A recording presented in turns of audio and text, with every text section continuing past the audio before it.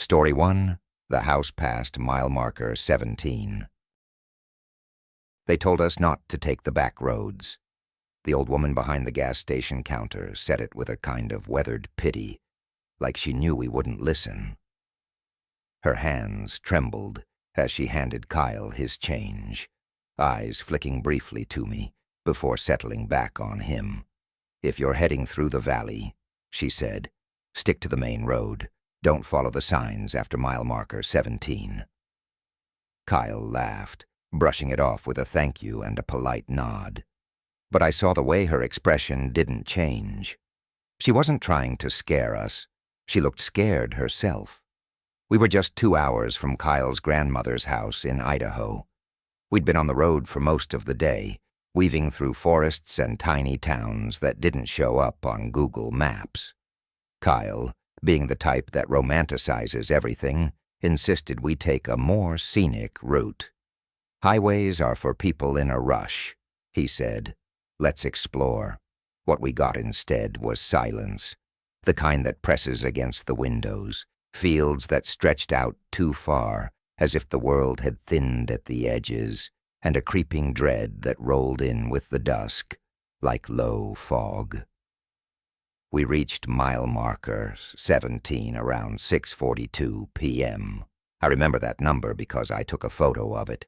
Just a joke at the time, a caption reading, "Off the grid and off our rocker."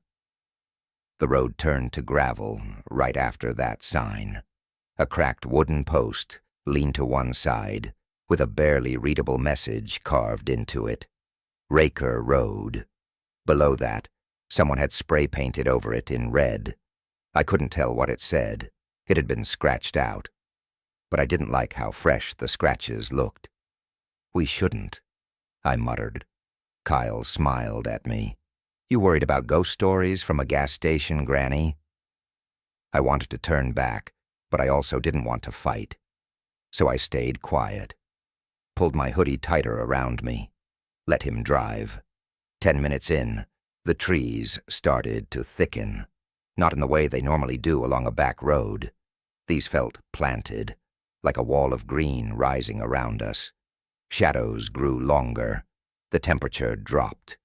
Then we saw the house, but it was the same house, same sagging porch, same yellow curtains, same shape. "No way," I whispered. "We've already passed that." Kyle hit the brakes. The house was on the right again, just like before. Sitting there, watching.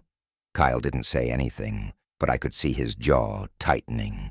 He backed up, thinking maybe we missed a turn, but when he turned the wheel to pivot back around, there was no road, only trees, thick, unbroken. "What the hell?" he muttered. He opened the door and stepped out to get a better look. I screamed at him to stay in the car. "Just hang on," he said, walking a few steps ahead. "I think the road curved behind us. Maybe it split and we missed." He froze, just stopped. "Kyle," I called out. He didn't answer. He was staring straight ahead, at something I couldn't see. I unbuckled and got out, heart thudding in my chest. He turned to me, pale, eyes wide. "There's no road," he said. "What?" "Look." I followed his gaze. And there, between the trees, about 30 feet in, was the house. Not just a house that looked like it. It was the same house, same porch, same curtains, same broken porch light. But this time, the front door was open, just a few inches, like it was waiting for us to notice. I grabbed Kyle's arm. "We're leaving, now." He nodded, slowly. We turned back to the car and froze. The driver's side door was open. Neither of us had left it that way, and on the seat was a yellowed envelope. No stamp, no name, just a single word in handwriting that looked rushed and scratched in charcoal. "Stay." I didn't want to touch the envelope. Even from a few feet away, something about it felt alive. The paper was crumpled and damp at the edges, like it had been held by hands that hadn't fully dried. The word on the front, "Stay," wasn't just written.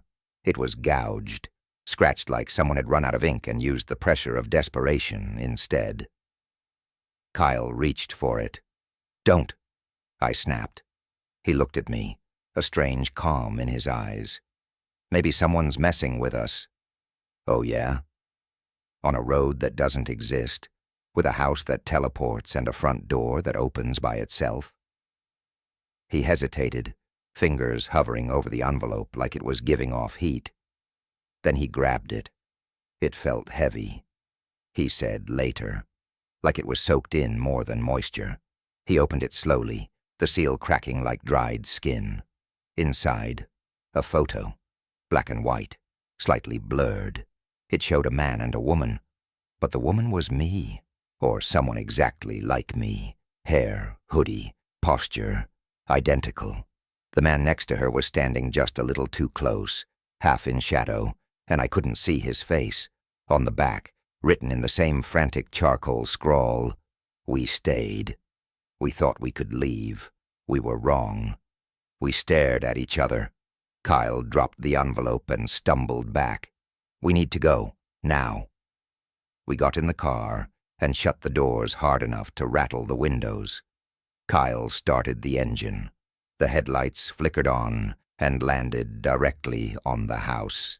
In front of us, again, closer this time. The front door was fully open now. A dim light flickered from somewhere deep inside, casting long-reaching shadows across the porch. "It's moving," I whispered. "It's following us." Kyle slammed the car into reverse. The wheels spun in the loose dirt, kicking up clouds. We backed up fast, too fast, and hit something. We both screamed, but when Kyle jumped out to check, there was nothing. No tree, no ditch, no obstacle, just empty road. Except the envelope was back, right on the hood this time. Same word, stay. We left it there. Kyle gunned the engine and we tore back the way we thought we came. But the trees blurred. The path looped. The air grew thicker, like we were driving underwater. My ears popped. My vision shimmered. I felt a nosebleed coming on, and then the car stopped. Engine off. Dead. Kyle turned the key again. Nothing. Not even a click. "Battery?" I asked. He didn't answer. The air outside had gone completely silent. No birds, no wind. Even the trees looked like they'd stopped breathing. And up ahead, the house. Again. Only this time we could hear something. A low hum, like an old refrigerator, or a voice, humming a single note with no melody. It was vibrating the car windows. That's when we saw the figure, standing in the doorway, not moving, not walking, just standing, arms at its sides, head tilted slightly, like it was studying us. My skin went cold. My vision narrowed. I whispered, "It knows we're afraid." Kyle whispered back, "That's the point." We sat there, paralyzed, as the figure slowly raised one hand and pointed at us. The house light dimmed, the hum deepened, and our car door unlocked by itself. Click, click, both sides. Kyle shouted, "Lock it!" But the button wouldn't respond. I pressed it again and again. It popped up each time. Then my door creaked. Not wide, just enough to show the inside light flickering on, just enough for cold air to seep in like smoke. I screamed. Kyle shoved his shoulder against his door. "Back seat," he shouted. "Crawl out." We both scrambled over the seats, half tangled, heartbeats crashing in our ears. I kicked open the back door and tumbled onto the dirt. Kyle followed. We ran, not on a road, through the trees. Branches slapped our faces. Thorns tore our legs. But we didn't stop. I looked back once, and that was a mistake. The figure was walking through the trees behind us. Not running, just walking. The same pace, same posture. But its eyes weren't normal. They shimmered, flickered, like static in the shape of pupils. And its face, it had my face. No expression, No voice, just the same face I saw in the photo. We didn't stop running until we found the road, a real one, with pavement, with faded yellow lines, and headlights, thank God, coming toward us. A pickup truck slowed down. An older man rolled down the window, looking more confused than alarmed. "You two all right?" We didn't speak, just climbed into the bed of the truck like drowning people pulling themselves onto a lifeboat. We never saw the house again, never found that road again. When we told the police, they smiled politely and said we were lucky someone picked us up. They said Raker Road used to exist 50 years ago, before the valley was restructured, before the fires. There were houses out there once, one officer told us, but they were all condemned. Something about unstable foundations, or unstable people. Depends on who you ask. We went home, blocked it all out. But 3 nights ago, I found something in my mailbox. No return address, no postage, just a yellowed envelope with one word written in black charcoal. Still. Story 2, The Girl Who Knocked Twice. Summers in Harlan Hill didn't feel like they belonged to the rest of the world. The days were sticky and slow, and the nights. The nights were thick with the sound of cicadas and the kind of stillness that made you feel like something was waiting. I was 14 the first time she knocked. My parents had moved us out to the countryside from the city the year before. Fresh air, they said. Quiet, they said. But the truth was, we were running. From debt, from bad luck, from something they never fully explained. We lived in a small 1-story house near the end of a gravel lane. No street lights, no neighbors in sight. Just old woods that crept right up to the edge of our lawn. That summer, my parents were fighting more than usual.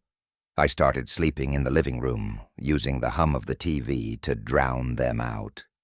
Most nights I didn't really sleep. I just drifted in and out, one eye on the screen, the other on the windows behind me. It happened just after 3 a.m. 3 short knocks on the front door. Knock, knock, knock. Not hard, not frantic, just sharp, measured, like someone who expected to be let in.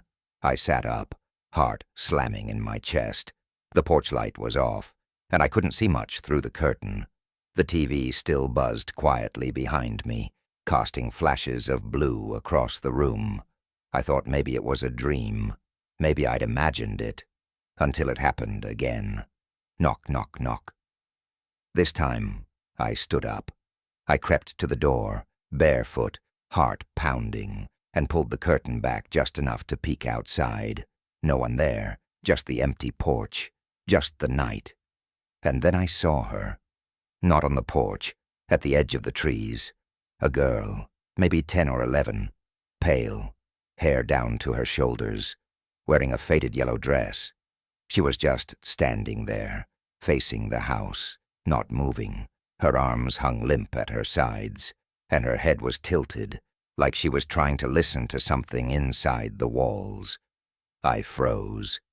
And then she turned around and walked back into the woods, not running, not afraid, like she had done what she came to do. The next morning, I told my mom. She didn't believe me, said it was probably a dream or some kid from the next town messing around. I didn't push it, but that night I locked the door and kept the curtain pulled tight. She came back 3 days later. Knock, knock, knock. I looked again. Same girl, same distance, same dress. Only this time, she was closer. Not at the edge of the trees, near the fence, just standing there, watching the house. When I looked through the window, she raised her hand and waved. No smile, no emotion, just a slow wave. I shut the curtain and backed away. After a few minutes, I looked again. She was gone. The next morning, I walked out to where she'd been standing, and I found a toy, an old wooden doll, missing an eye, one leg painted red like it had been dipped in blood. I threw it in the trash. That night, it was back. on the porch, sitting upright, facing the door. No knock this time, no footsteps, just the doll, waiting. When I showed it to my dad, he went pale, said he hadn't seen one of those since he was a kid, said his grandma used to make them, called them watchers. She'd put them in windows to keep bad things from coming in. He took the doll and burned it out back, but it didn't matter, because the next night, she knocked again. Only this time, twice. Knock, knock. That's when I started having the dreams. Dark woods, something breathing in the trees, a girl whispering over and over. Let me in. I'm cold. One night, I woke up and found the front door wide open, not just unlocked, swinging open, creaking in the wind, and in the driveway, footprints, small, barefoot, leading up to the door, but none leading away. That's when I realized she wasn't knocking to be let in. She was knocking to see if she already was. After the night I found the front door wide open, I started sleeping with a knife under my pillow. I didn't tell my parents anymore, not because they wouldn't believe me, but because they already looked like they were barely holding it together. My dad was drinking more. My mom had taken to standing at the kitchen sink for hours, staring out the window at the woods like she was waiting for something to appear. And every few nights, she came back, always between 3 and 3:30 a.m., never more than 2 knocks, never closer than the edge of the fence, until the day she left the door open for me. It started when I came home from school and found a trail of small, muddy footprints inside the house. Not big enough to be mine. Definitely not my parents'. They led from the front door all the way to the hallway closet. I opened the closet slowly, heart hammering. Nothing, just coats, boxes, old boots, but carved into the back wall behind a row of jackets was a single word: welcome. That night I barely slept. I kept hearing whispers, not in my ears, but in the walls, in the floorboards, like someone was underneath the house, whispering stories in a voice that wasn't fully human.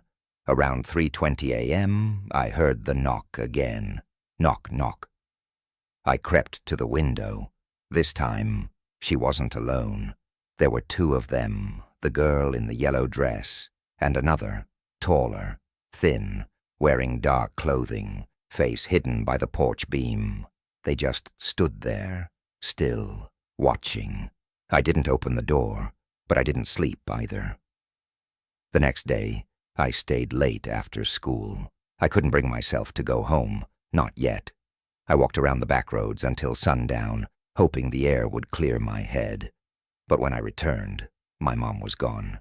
My dad said she'd gone to visit her sister, but he wouldn't meet my eyes. That night, I woke to screaming. At first I thought it was part of a dream, a deep, guttural noise echoing down the hallway. I ran to my dad's room. He was standing by the window, staring. I asked what he heard. He said nothing, but his hands were shaking. That was the last night he spoke to me. The next day, he was sitting in the kitchen when I woke up, completely still, eyes blank. In front of him was the doll, the one he'd burned, but now it had 2 red legs, and both eyes were missing. He didn't move, didn't blink. He just whispered one word over and over again: "She's in." I ran. I didn't know where to go, but I had to get out. I ran to our neighbor's house 1/2 a mile down the gravel road. An old man named Harris. He didn't ask questions. He just let me in and sat me down. I told him everything: the knocks, the girl, the doll. And that's when his face went pale. "I thought it stopped," he said. "I thought she was gone." He told me about a girl named Clara who lived in the woods decades ago. Her parents were part of some strange belief system, not quite a cult, but something close. They believed in passing watchers, spirits who roamed at night looking for new vessels. One night, Clara disappeared. No one ever found her, but people in town started reporting knocks, dolls, footsteps, until one day it just stopped. Or so they thought. Harris looked at me and said, "If she's knocking, someone's let her in." I begged to stay with him. He let me sleep on the couch, but sometime during the night I woke up to find the front door open again, and in the middle of the floor, a red piece of cloth, torn from a yellow dress. When I got home the next day, my dad was gone. No note, just his boots by the door and the doll sitting in his chair. That night, I didn't sleep. I sat on the floor with the lights on, knife in hand, curtains shut. At exactly 3:11 a.m., knock, knock. I didn't move. I didn't breathe. Then, click.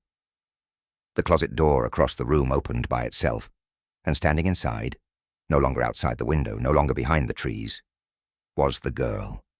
But she wasn't 10 anymore. She looked exactly like me. Same hair, same height, same clothes. Only her eyes. Her eyes were hollow. "You've been such a good host," she whispered. "Now it's your turn." I don't remember what happened after that. I woke up in the woods, alone, the sun already rising. I made my way back to the house. It was empty, boarded up, condemned, like it had been abandoned for years. I still don't know what's real anymore. But some nights, when I'm in a new place trying to build a new life, I hear it again. Knock, knock. And I know she's still looking for someone. Story 3. The Light at the End of the Field. It was supposed to be 1 week, just 7 days of house-sitting for my aunt and uncle while they took their first vacation in 15 years. They lived way out in the country, not quite farmland, but you could walk in any direction and not see a neighbor for miles. I was 24, jobless, in between apartments, and not in the mood for people. So it felt like a win-win. They had a long gravel driveway, a big old creaky house with a wraparound porch, and a massive field stretching out behind the property, knee-high wild grass swaying in the wind, punctuated by the occasional tree. Peaceful, at first. The first 3 days were fine.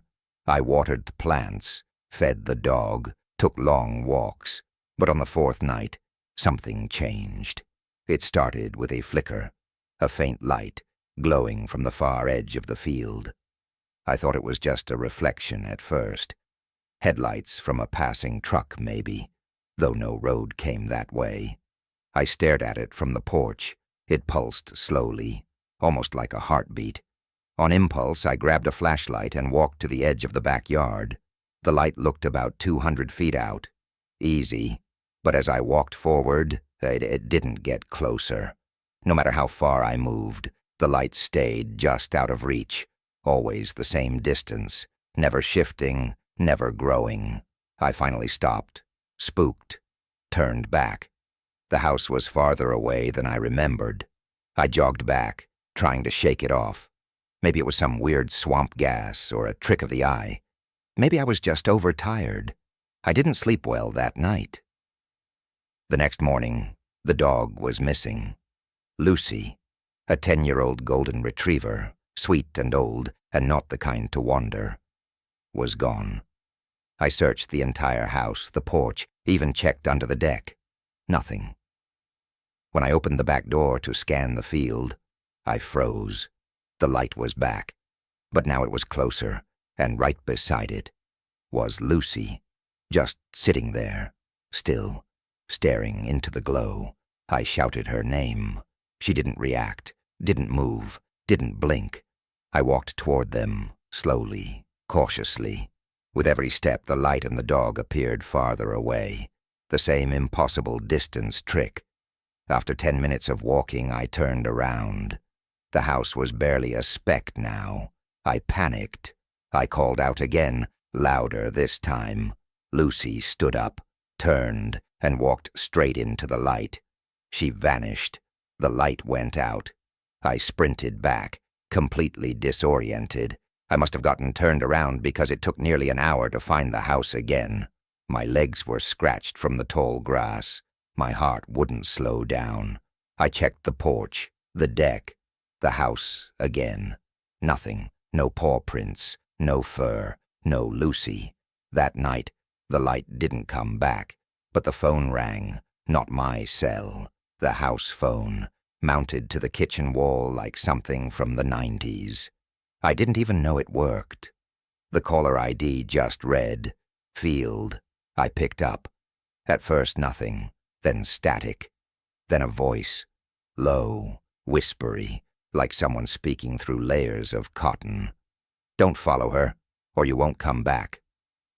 Click. The next day, I drove into town. I told the local sheriff the dog ran off and I got turned around trying to find her. He nodded like it wasn't the first time he'd heard something like this.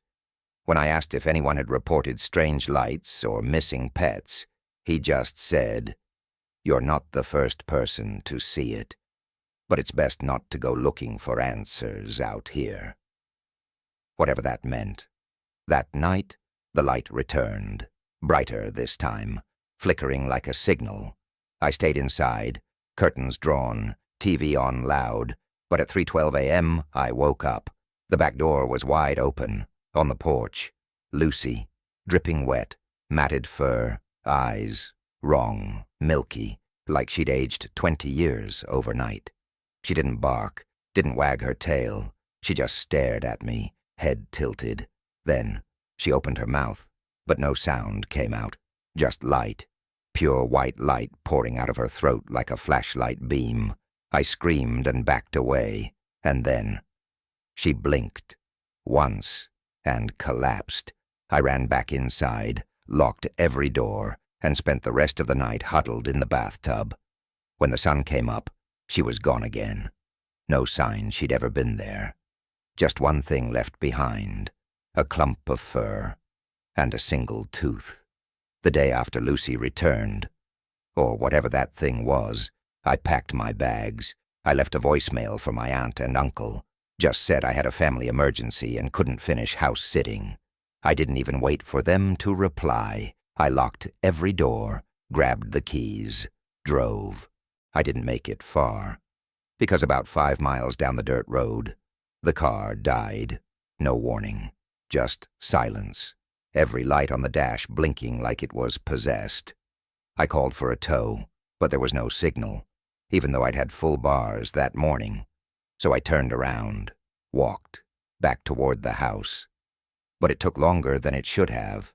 The sun was too still in the sky, like time had slowed down.